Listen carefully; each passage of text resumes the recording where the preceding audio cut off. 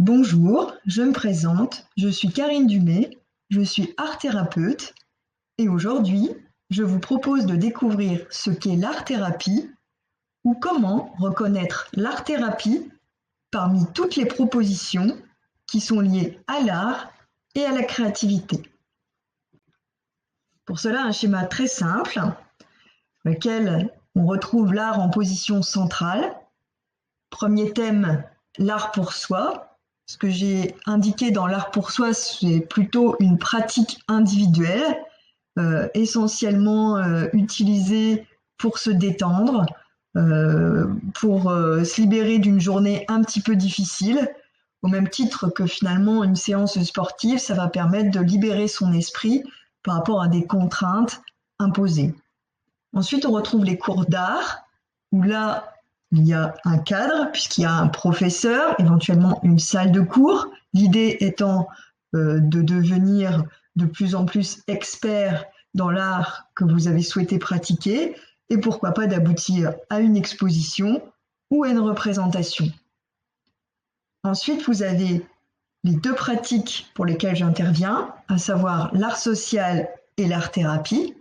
Donc l'art social, ce sont plutôt des ateliers collectifs, des ateliers dans lesquels on va pouvoir utiliser différentes formes d'art. Donc ça peut être le théâtre, ça peut être l'écriture, ça peut être les arts plastiques, tout type d'art. L'idée, en fait, dans ces ateliers à médiation artistique, c'est de pouvoir se connecter les uns aux autres, de pouvoir ressentir une espèce de sentiment d'appartenance, d'être lié par rapport à un thème commun, par exemple. Ça peut être aussi permettre de réussir à s'exprimer dans un groupe, prendre la parole en groupe, et également, ce qui est important aussi, c'est trouver sa place. Comment trouver sa place dans un groupe, dans une société, dans sa famille également.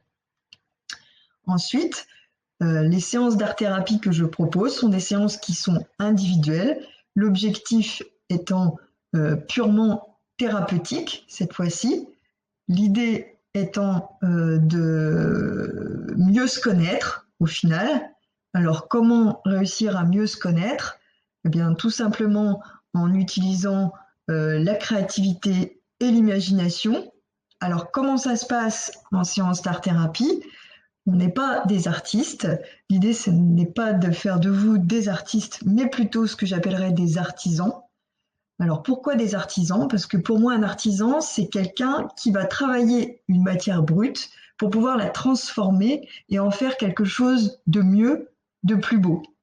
Donc l'objectif ici, c'est pas de réaliser une production, c'est plutôt de réussir à aborder un certain nombre de situations qui vont être proposées par l'art thérapeute, donc par moi, avec finalement des contraintes, et par rapport à votre imagination, essayez de trouver des solutions pour soit répondre ou soit se sortir dans l'impasse, ou tout du moins faire fonctionner son imagination et sa créativité pour résoudre des situations qui sont décorrélées de votre problématique actuelle.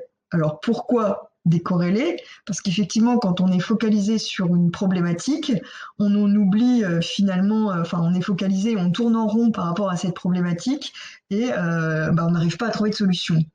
Donc en sortant un petit peu de ce cadre conscient finalement, en abordant la problématique sur une autre facette, une facette je dirais plus créative, plus ludique, du côté de la poésie peut-être et de la métaphore, ça vous permet finalement de mettre en marche ce côté créatif qui va vous permettre dans la vie de tous les jours de réussir à trouver des solutions parce que vous aurez réussi à activer votre procédé créatif.